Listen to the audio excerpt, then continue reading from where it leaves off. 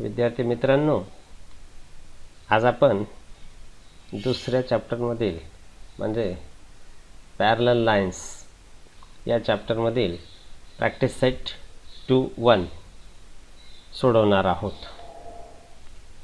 सगळ्यांनी माझ्या प्रत्येक कृतीकडे नीट लक्ष ठेवा आणि नंतर मग स्वतः सोडवण्याचा प्रयत्न करायचा आहे.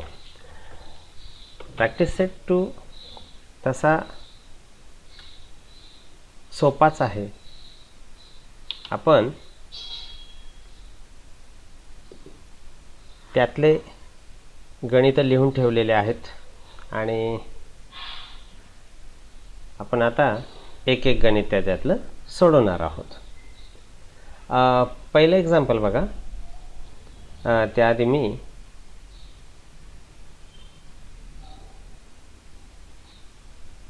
पेन घेऊन घेतो. बरोबर. आता आपण क्वेश्चन वाचूया. Question first. In figure line RP parallel line MS. लगेच फिगरकडे बघायचं. ही RP आणि ही लाईन MS या दोन पॅरलल लाईन्स आहेत. And line DK is there transversal. ही ट्रान्सव्हर्सल आहे हे आपल्याला माहिती आहे. And angle DHP this is 85 degree, right? So find the measures of following angles. First of all we find RHD. Now we start right here. Look in figure. Where is RHD? That is RHD means this angle. Okay, and this angle and actual DHP both are linear in pair. So the sum of these two is 180 degree. So we write here. Measure angle RHD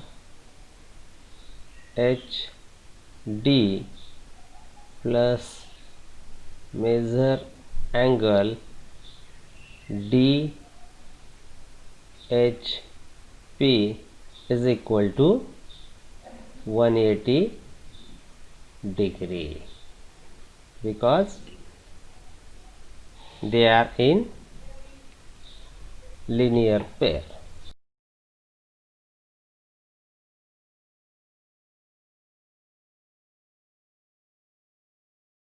So put the values.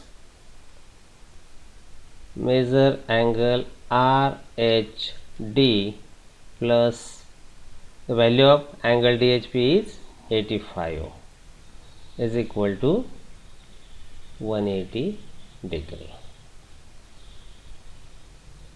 So measure angle RHD is equal to 180 degree minus 85 degree. This term is transferred here, and then the subtraction of 180 minus 85, that is 95 degree. Therefore measure angle RHD is equal to 95 degree. या पद्धतीने आपण सहज हे example सोडवू शकतो. आता यातलं दुसरं एक्झाम्पल घेऊया. दुसरं एक्झाम्पल अँगल PHG. बघा इथे कुठे दिसतंय का? PHG म्हणजेच हा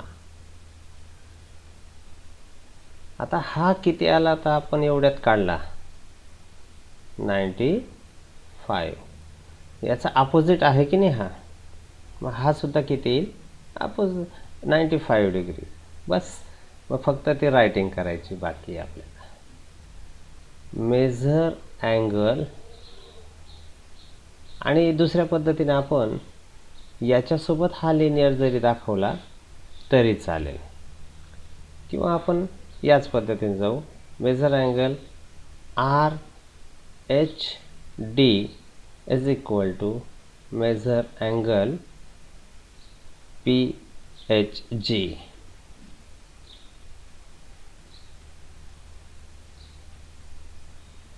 So what is the value of RHD?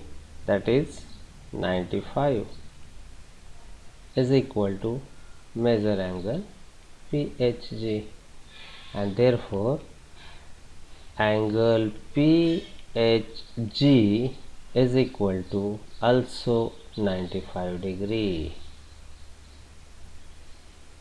Hence answer. या पद्धतीने आपण हे दुसरेही एक्झाम्पल सहज सोडवू शकतो. आता याच पद्धतीने हे तिसरं आपण एक्झाम्पल सोडूया. मला इथे मी नेक्स्ट स्लाईडला जातो. हां, तेच आता आपल्याला सोडवायचं आहे HGS. फिगरकडे बघा, हा अँगल दिसतोय बघा, HGS या पद्धतीने. आता हा अँगल आणि हा पहिला दिलेला अँगल हे कसे आहेत, करस्पॉन्डिंग. मग इथे लिहून घेऊया आपण सोडवताना. Measure angle DHP is equal to measure angle HGS because they are corresponding angles. Therefore value of DHP is 85. Put the values is equal to measure angle HGS, and therefore angle HGS is equal to 85 degree. Hence answer. आता याचप्रमाणे चौथं example आहे. हे तर आता मला सोडवण्याची गरज नाही, हे तुम्हालाच जमेल, पण मी फक्त हिंट देतो. MGK कुठे दिसतोय, MGK हा इथे बघा. साहजिकच हा अँगल आणि हा अँगल अपोजिट अँगल आहे. मग याची पण व्हॅल्यू किती येईल माहीत झाली तुम्हाला, 85. फक्त तुम्हाला आता ती रायटिंग करायची, बरोबर. मला वाटतं पहिला प्रश्न तुम्हाला निश्चितच समजला असेल. आता आपण दुसऱ्या प्रश्नाकडे वळूया. दुसऱ्या प्रश्नामध्ये आधी आपण प्रश्नाचं वाचन करूया. In figure line P parallel line Q and line L and line M are transversals. बघा आता या फिगरमध्ये हे फार महत्त्वाचं आहे. ही P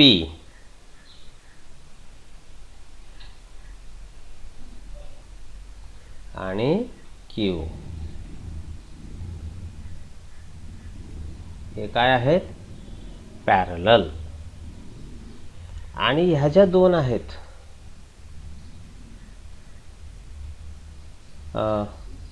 M आणि L या ट्रान्सव्हर्सल आहेत. हे पक्क लक्षात ठेवा, म्हणजे मग आपली चूक होणार नाही. आणि मग प्रश्न काय विचारला त्याने, hence find measure of angle A, angle B, angle C, angle D. इथे दिलेले आहेत बघा, angle A, angle B, angle C and angle D. आता दिलेला अँगल इथे दिलेला आहे बघा, 110, that is 110 degree.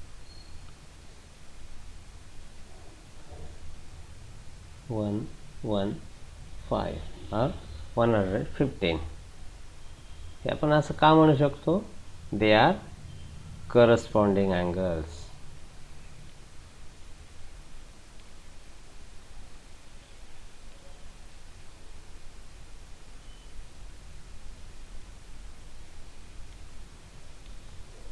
Right, they are corresponding angles. म्हणजे आपल्याला आता तिसरी टर्म बी काढता आले. ते अँगल सी मिळाला. आता राहिला कुठला अँगल? डी. इथे लिहून ठेवतो वाटल्यास त्याला 115. हां, काही विद्यार्थी ए आणि सी या दोघांचे सम इंटेरियर अँगल करतील. बघा, त्यांचे sum of interior angle is 180 degree. इथे मिळते का आपल्याला? नाही मिळत. कारण काय? कारण ह्या दोन लाईन्स पॅरलल नाहीत. कोणत्या? Line L and line M. हां, ही गोष्ट इथे महत्त्वाची आहे. हे ज्याला समजलं, माझ्या मते त्याला एक्झाम्पल क्लिअर समजलं. आता इथे हा अँगल 150 आणि हा angle D, they are in linear pair, so we easily write angle D is equal to plus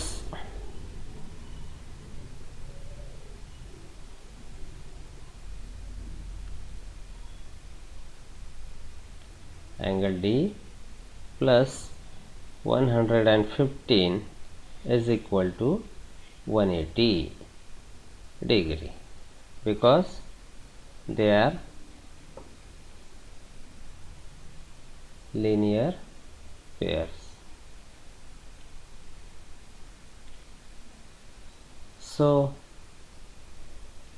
angle D is equal to 180 minus 115.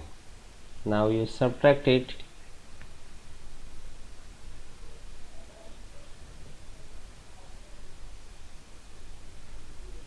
65 degree. Okay, so the fourth value of angle D is also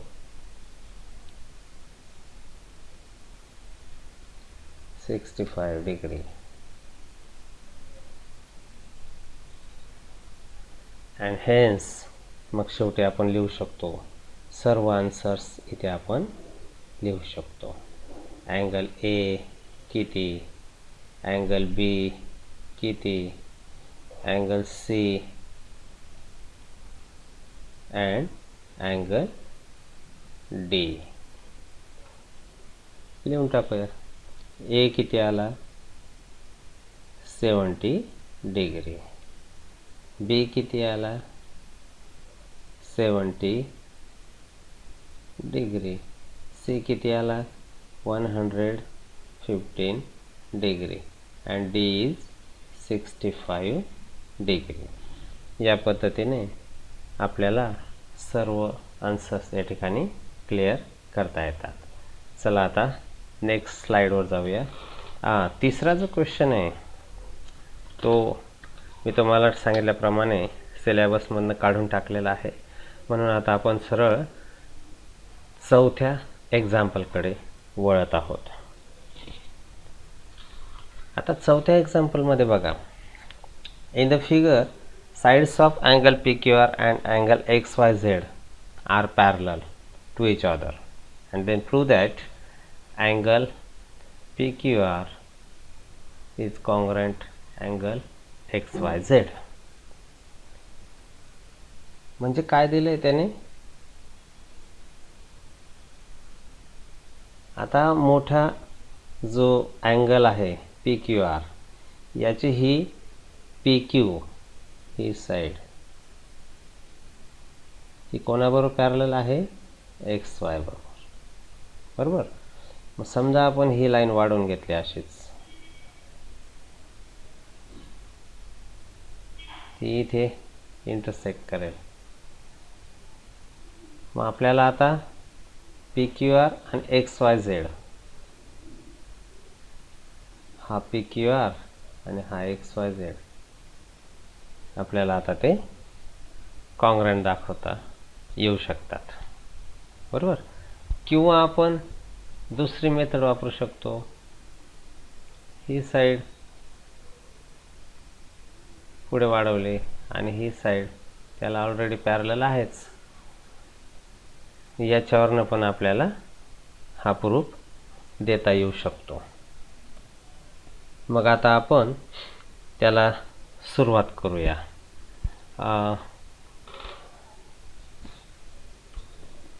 मी इथे दोन्ही figures काढून ठेवलेले आहेत, बरोबर.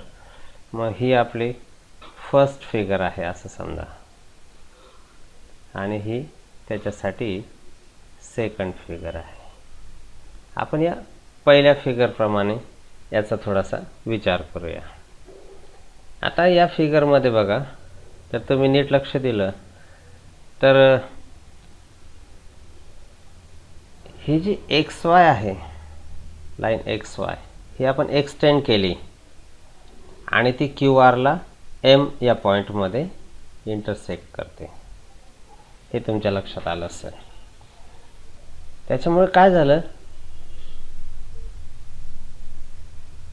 सरळ x Y M आणि अशी पुढे ती वाढत जाणार आहे. म्हणजेच काय, हा जो रे आहे हा पॅरल आहे पी क्यूला, बरोबर. मग जर हा पॅरलल असेल, किंवा आपण ह्या बाजूने विचार करूया, Y Z parallel Q R. Y Z parallel Q R असेल तर हा अँगल आणि हा अँगल करस्पॉन्डिंग होतील. का? कारण काय असतं, एक्स वाय एम ही लाईन ट्रान्सव्हर्सल मानूया आणि ह्या दोन पॅरलल मानूया, म्हणजे हे दोन अँगल कसे असतील, कॉन्ग्रॅन्ट असतील. आणि हे कॉन्ग्रॅन्ट असतील तर याच्यावरनं आपण हा एम आणि हा क्यू हे पण कॉन्ग्रॅन्ट दाखवू शकतो. कारण काय, आता ह्या दोन लाईन्स पॅरलल आहेत आणि हे ट्रान्सव्हर्सल आहेत, मग त्याच्यावरनं आपण हे, म्हणजे साहजिकच हा अँगल आणि हा अँगल कॉन्ग्रॅन्ट झालेला आहे. बस या पद्धतीने आता याची आपल्याला याचा प्रूफ लिहायचा असतो. तर तो मला वाटतं तुम्हाला सहज जमेल, तरी आपण इथे लिहिण्याचा प्रयत्न करूया.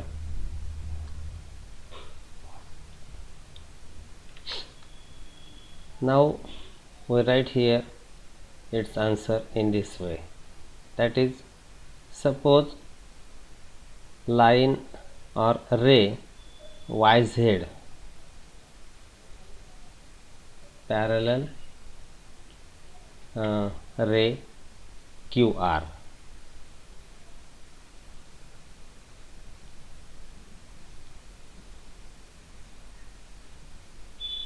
हा रे आहे, मुद्दाम आपण रे लिहितोय वाय झेड, कारण तिथूनच आपण सुरुवात केली. मग हे दोन पॅरलल आहेत आणि वाय एम ही काय झाली, and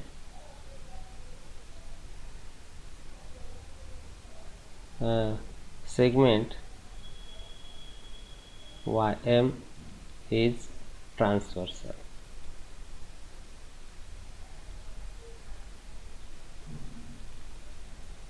Therefore, angle Y is congruent angle M. हम इथे shortcut लिहिलेत. Y means XYZ and M means YMR by corresponding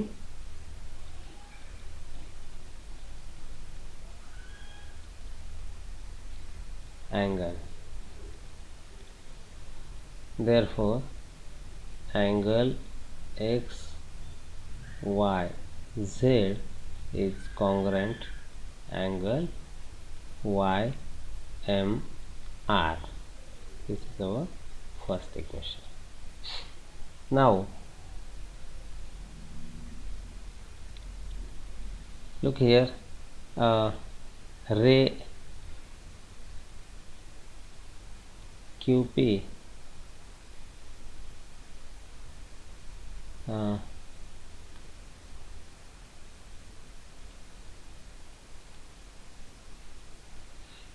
parallel line XM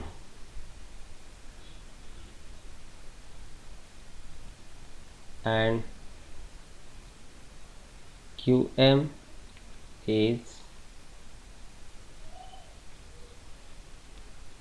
transversal. स्क्रीनवर लिहायला थोडंसं अडचण येते म्हणून थोडा वेळ जातो. थोडंसं कॉन्सन्ट्रेशन देऊन समजून घ्या हीच अपेक्षा. आता लक्षात आलं असेल तुमचं PQ parallel XY or XM, right? And QM is transversal. Therefore angle Q is congruent angle M. इथे मी साइन इंडिकेट केलेलेच आहेत, कारण काय, they are also corresponding angles. Corresponding angles.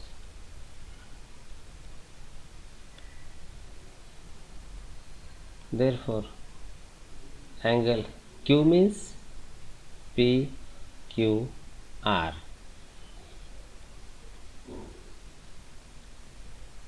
M means YMR.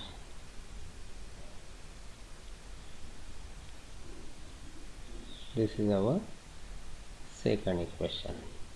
So from equation first and second we get the first कडे बघा, ही side YMR and this side, right side is same, therefore left side is also equal, and therefore we write here angle PQR is congruent angle XYZ. Hence proved. Hence proved. या पद्धतीने हे सिद्धता आपल्याला लिहिता येईल किंवा हा प्रूफ लिहिता येईल, आणि या फिगरचा वापर केला तरीही आपल्याला लिहिता येईल. तुम्ही प्रयत्न करा, या सेकंड फिगरवरनं पण आपल्याला प्रूफ लिहिता येतो किंवा नाही, माझ्या माहितीप्रमाणे तो लिहिता यायलाच पाहिजे. त्याच्यानंतर जो 5वा क्वेश्चन आहे तो पण आपल्या सिलेबसमधनं 25% सिलेबस जो कमी केलेला आहे त्यात वगळण्यात आलेला आहे, त्याच्यामुळे तुम्ही तो 5वा प्रश्नही सोडवायची गरज नाही.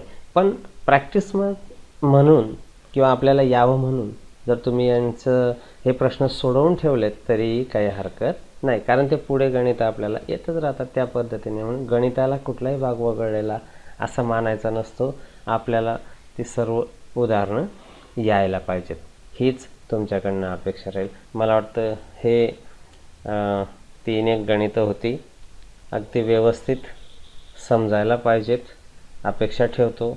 सगळ्यांनी ही उदाहरणं वहीत व्यवस्थित सोडवा तुमच्या पद्धतीने, पूर्ण रायटिंगमध्ये. मी इथे शॉर्टकट लिहितो, तुम्ही पूर्ण याच्यात हे उदाहरणं सोडवावेत अशी अपेक्षा ठेवतो आणि इथे थांबतो. धन्यवाद.